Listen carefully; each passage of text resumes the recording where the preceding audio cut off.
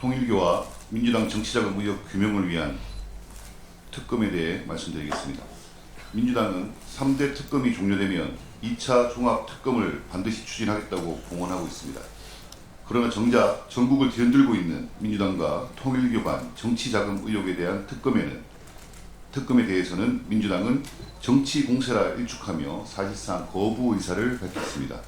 한술 더 떠 특검 만능론 아니냐라는 말까지 나왔습니다.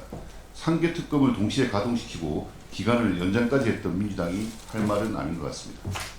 민주당이 추진을 주장하는 특검은 필수이고 야당이 추진을 요구하는 특검은 공세로 규정하는 기준과 원칙이 무엇인지 모르겠습니다.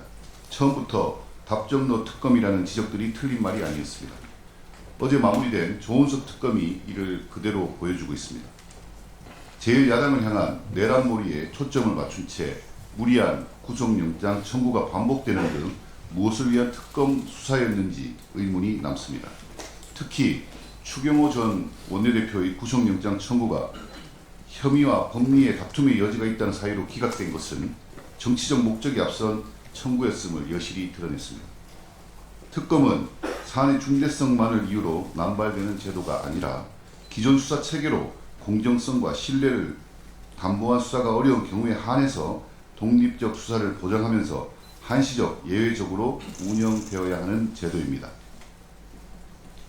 통일교와 민주당 간 정치자금 의혹에는 전현직 장관급 인사와 대통령 최측근 인사들이 연루되었다는 의혹이 제기된 중대한 사안입니다. 이것이야말로 진상규명을 위한 특검이 반드시 필요한 영역입니다. 온전한 진실에 이르기 위해서는 4개월여간 민주당과 통일교의 연루 의혹에 아무런 조치도 취하지 않았던 민중기 특검에 대한 특검도 필요한 부분입니다.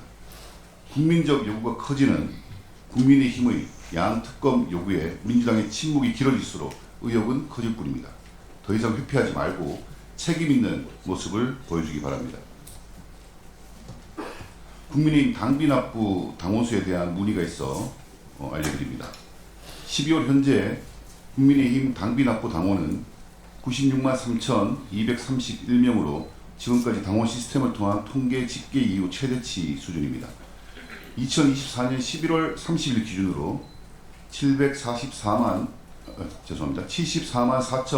4,354명이었고 4월 4일 71만 1,528명으로 감소했다가 전당대회일인 지난 8월 26일 75만 1,030명으로 소폭 증가했습니다.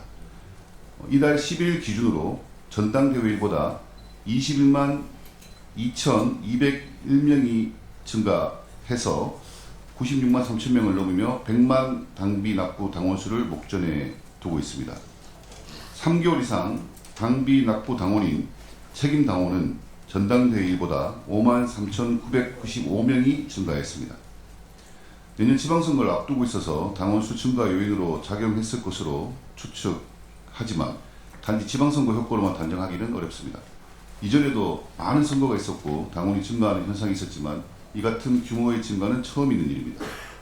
이재명 정권과 민주당에 맞서 대한민국을 바로 세우고 민주주의를 지켜달라는 국민들께서 국민의힘과 함께 해주셔서 당원 증가로 이어진 결과라고 할 것입니다. 뿐만 아니라 장동혁 체제 출범 이후 당원에 대한 예우를 강조하였고 당이 어려울수록 힘을 모아야 한다는 마음이 한데 모여 참여와 결석이 강화되었습니다. 아울러 폭넓은 당수 확보를 위한 당원 배가에 지속적으로 노력해왔고 이러한 흐름들이 하나로 모이면서 당원이 증가하고 있는 것입니다. 국민의힘은 더 역동적이고 활력 있는 정당으로 당원들과 함께 다가오는 지방선거에서 승리하고 민생을 위해 책임을 다하는 정당이 되겠습니다.